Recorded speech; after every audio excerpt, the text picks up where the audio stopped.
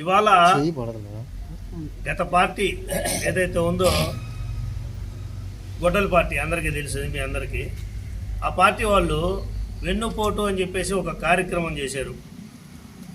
అభివృద్ధి జరగలేదు ఆంధ్రప్రదేశ్లో అని. వాళ్ళకి నేను సూటిగా ఒకటే చెప్తున్నా, వాళ్ళు అసలు మండలంలో తిరుగుతున్నారా, లేకుంటే అప్పుడప్పుడు వచ్చి మేము ఉన్నాము మమ్మల్ని గుర్తు పెట్టుకోండి అని చెప్పి చెప్పడానికి ఇటువంటి కార్యక్రమాలు చేస్తున్నారని నేను సూటిగా అడుగుతున్నా. ఎందుకంటే వాళ్ళకి మండలంలో జరిగే ఏ అభివృద్ధి పనులలో కనిపించటం లేదు వాళ్ళ కళ్ళకి. ఎందుకంటే 6వ మైల్లో యాగర్లలో బ్రిడ్జి పడిపోయిన తర్వాత 3 సంవత్సరాలు వైసీపీ ప్రభుత్వమే ఉంది. అప్పుడు వాళ్ళకి ఆ బ్రిడ్జి పడిపోయిందని చెప్పి కానరాలేదా? ఎంతమంది వాహనదారులు ఆ బ్రిడ్జి విషయంలో మరణం అంచుల దాకా పోయి వచ్చిన వాళ్ళు కూడా ఉన్నారు. ఎన్ని కార్లు కాలువల్లో పడిపోయినాయో అదంతా కనపడలేదా?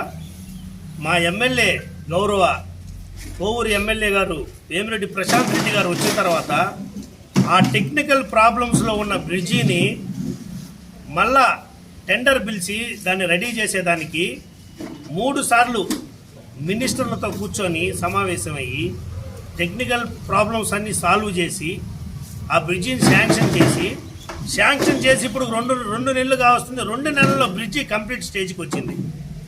ఆ దారినే వస్తున్నారా, లేకుంటే మీ పార్టీకి ఏమన్నా వేరే దారులు ఏమన్నా ఉన్నాయా? ఆ దొంగ దారులు అయితే మాకు తెలియదు, మీకేమన్నా తెలుసో ఏమో మాకు మీరే అర్థం చేసుకోవాలని. ఎందుకంటే ఉండేది ఒకటే దారి, ఇందుకూరుపేట మండలంలోకి రావడానికి ఉండేది ఒకటే దారి, యాగర్ల నుంచే రావాలా, మెయిన్ రోడ్ అదే. మరి మీకు ఆ అభివృద్ధి కనిపించట్లా, సరే కనిపించట్లేదు. ఇంకే అభివృద్ధి కనిపించట్లా. రైతులకి ఉన్న ఇబ్బందులు, లో పవర్, ఓవర్లోడ్, ఇన్ని ఇబ్బందుల్లో ఉంటే గుడితిపాలెంలో సబ్స్టేషన్ శాంక్షన్ చేయించిన 3 నెలల్లోనే సబ్స్టేషన్ని మళ్ళీ ఓపెన్ చేయించి గౌరవ ఎలక్ట్రికల్ మినిస్టర్ని ఇన్వైట్ చేసి దాన్ని ఓపెన్ చేసి ప్రజలకు ఇబ్బంది లేకుండా చేశారు, ఆక్వా రైతులకు ఇబ్బంది లేకుండా చేశారు. అది కనిపించట్లేదా వాళ్ళకి, గొడవల పార్టీ వాళ్ళకి? ఇంకోటి త్రాగునీరుకి ఇబ్బంది అయ్యి ఉప్పు నీళ్ళు మన మండలాన్ని కబలించేస్తుంటే కాజువే నిర్మించి త్రాగునీరుకి ఇరిగేషన్ ముదివర్తిపాలెంలో పంటక ఇబ్బంది పడుతుంటే ఈరోజు పోయి చూడండి, ముదివర్తిపాలెంలో పంటలు ఏ విధంగా పండుతున్నాయో, మంచినీళ్ళకి ఎటువంటి ఇబ్బంది లేకుండా ఎటువంటి మంచినీళ్ళు వస్తున్నాయో. కాజువే ఇప్పటికి ఇంకా ఒక 35%, 65%, 70% అయి ఉంది. ఇంకా 35% అయిందంటే మనం సస్యశ్యామలంగా మనకి నీళ్లు త్రాగుటికి కానీ ఇరిగేషన్కి కానీ ఎటువంటి ఇబ్బందులు లేకుండా మన మండలం ఉంటుంది. అది కూడా వాళ్ళకి కనిపించట్లా.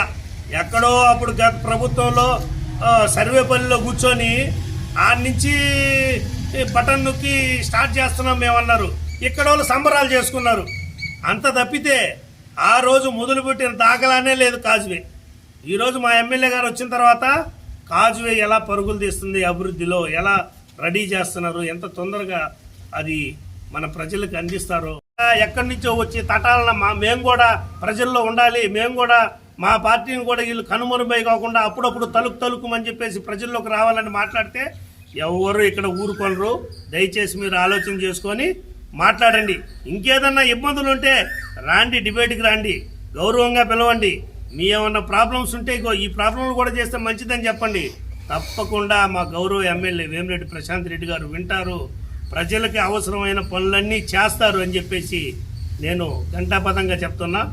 ఇలాంటి కార్యక్రమాలు మళ్ళా పెట్టి ఇంకొక ఆయన అంటాడు, మా నినాదం బాబు పోవాలి రావాలి, జగన్ రావాలి అని.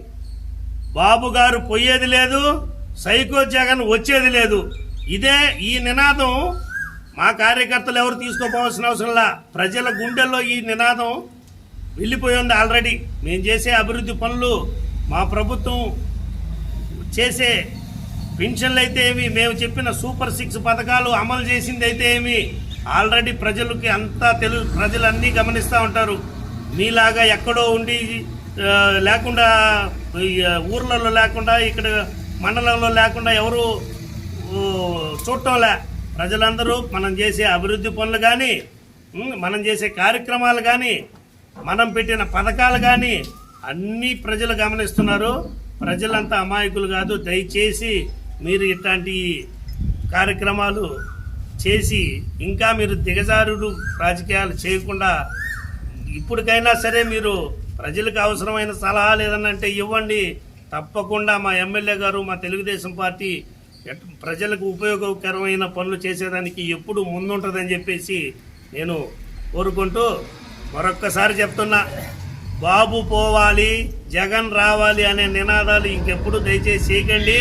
చేసినా కూడా దాన్ని ఎవరు స్వాగతించరు. బాబు గారు ప్రభుత్వం మరో 15 ఏళ్ళు ఇలాగే ఉంటుంది. మా కూటమి ప్రభుత్వం మేము ఇలాగే ప్రజలకి అభివృద్ధి పదంలో తీసుకెళ్తాము.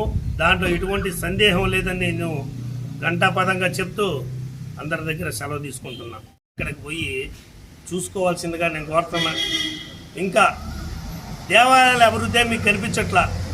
మన మండలంలో గంగపట్నంలో శ్రీ చాముండేశ్వరీదేవి ఆలయంలో 90 లక్షల రూపాయలతో సిమెంట్ రోడ్లతో అభివృద్ధి చేసాం. అది కాకుండా 2 కోట్ల రూపాయలు పెట్టి బిల్డింగ్ మందిరానికి కావాల్సిన బిల్డింగ్స్ సదుపాయాలు కూడా తొందరలో స్టార్ట్ అవుతాయి. అది కూడా మీకు కనిపించాలంటే మీరు గుళ్ళకు బారు, ఊళ్ళలోకి రారు. ఊళ్ళలో సిమెంట్ రోడ్లు వేసినవి మీకు కనిపివు. రైతులకు పంటలకు నీళ్ళు ఇచ్చింది మీకు కనిపివు. కరెంటు ఆర్టీఎస్ స్కీమ్లో 40 ఏళ్ళు 50 ఏళ్ళ క్రితం ఎప్పుడో లైన్లు మార్చుంటారు, ఎలక్ట్రికల్ స్తంభాలు వేసుంటారు, అది కనిపివు. ఇప్పుడు మొత్తం ప్రతిదీ ఎలక్ట్రికల్ లైనింగ్ కొత్తది వచ్చింది. 24 గంటల పవర్ ఇస్తున్నారు. ఇవన్నీ మీకు కనిపించట్లా.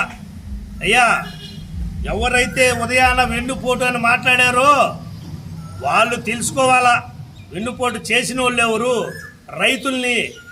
రైతుల పొలాల్ని మీ పాస్బుక్ల మీద మీ ఫోటోలు వేసుకొని వాళ్ళకి నకిలీ సొంత పాస్బుక్ల కాగితాలన్నీ మీ దగ్గర పెట్టుకొని నకిలీ అందించాలని చూశారు.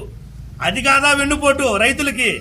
ఈరోజు మా ప్రభుత్వం వచ్చిన తర్వాత రాజముద్రతో, ఆంధ్రప్రదేశ్ రాజముద్రతో ఎవరి అయితే తాతల నుంచి నాన్నల నుంచి ఆస్తి వాళ్ళకి వచ్చిందో వాళ్ళ ఫోటోలు వేసి రాజముద్రతో కలిగిన పాస్ పుస్తకాలు అందించింది మా ప్రభుత్వం. మీ అందరికీ కనపల్లా? మీరు ఊళ్ళలో ఉండరు, ఎక్కడో తిరుగుతారు. మీ నాయుడు ఎక్కడో ఉంటాడు పక్క రాష్ట్రాల్లో, మీరెక్కడో ఉంటారు పక్క జిల్లాల్లో. ఈ జిల్లాల్లో మా ఎమ్మెల్యే గారు ప్రాతినిధ్యం వహించిన కోవూరు నియోజకవర్గంలో జరిగే అభివృద్ధి మీరు చూసి మాట్లాడుతున్నారా, చూడకుండా మాట్లాడుతున్నారా అని నేను ప్రశ్నిస్తున్నా. మీరే దాన్ని ఆలోచన చేసుకోండి. ఇకపోతే కొరుటూరు రోడ్డు మీ హయాంలో ఎన్ని రోజులు ఉండిందయా గుంతలమయంగా? ఎంతమంది పడ్డారు? ఈరోజు బీటీ దానికి మొత్తం వేసి రోడ్డుని రెడీ చేసి మేము ఊరోళ్ళకి అందించలేదా? అవి కనిపించలేదా? ప్రతి ఊరికి పోండి, మీరు అక్కడ విచారించుకోండి ఎన్నెన్ని సిమెంట్ రోడ్లు వేశారు, ఏమేం పనులు జరిగినాయి, ఈ ఎమ్మెల్యే గారు ఎలా పనిచేస్తున్నారని మీదే తెలుసుకొని ఆత్మవిమర్శ చేసుకొని మాట్లాడాల్సిందిగా మరొక్కసారి నేను హెచ్చరిస్తున్నా.